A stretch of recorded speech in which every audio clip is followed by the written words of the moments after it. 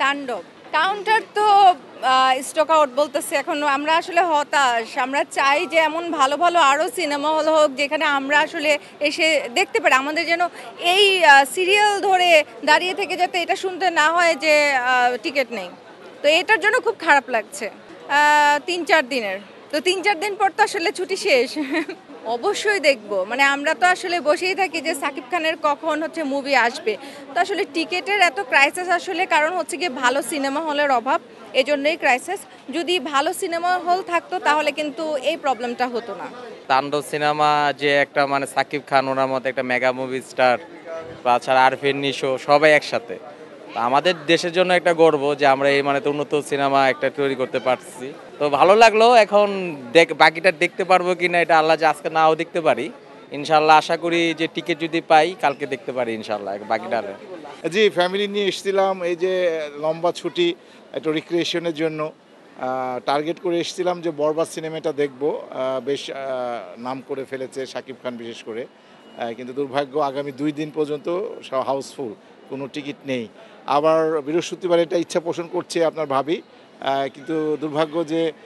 বৃহস্পতিবারের টিকিট আজকে দেবেন না ওনারা আজকে 11টার পরে অনলাইন ওপেন হবে কালকে সকালে এসে যদি ইয়েতে পাওয়া যায় কাউন্টারে তাহলে নিতে পারবো আদারওয়াইজ সুযোগ নেই আর কি চেষ্টা করতে বললেন এই আর কি না এখন আসলে বর্তমান প্রেক্ষাপটে বাংলাদেশের এখন হটথ্রব নায়ক বলতে আসলে শাকিব খান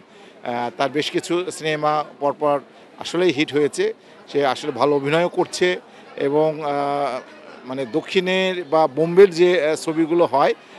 আমাদের বাংলাদেশের সিনেমা অনেকটা এখন ওই ধাঁচের দিকেই যাচ্ছে আর কি বিশেষ করে অ্যাকশনগুলো তারপরে বিভিন্ন যে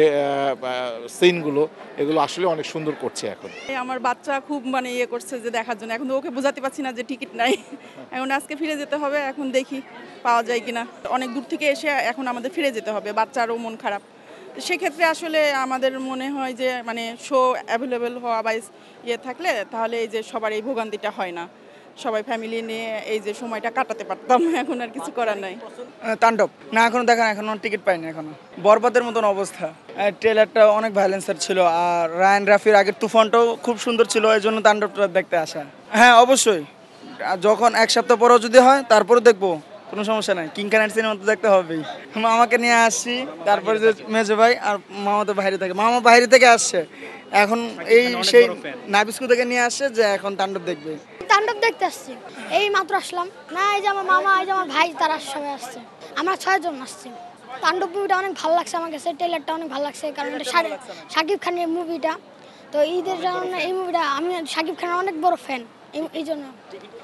না টিকিট এখনো পাইনি কাউন্টার টিকিট বলে নাই শেষ খবরের কাগজ নিখাত নির্ভীক নিরপেক্ষ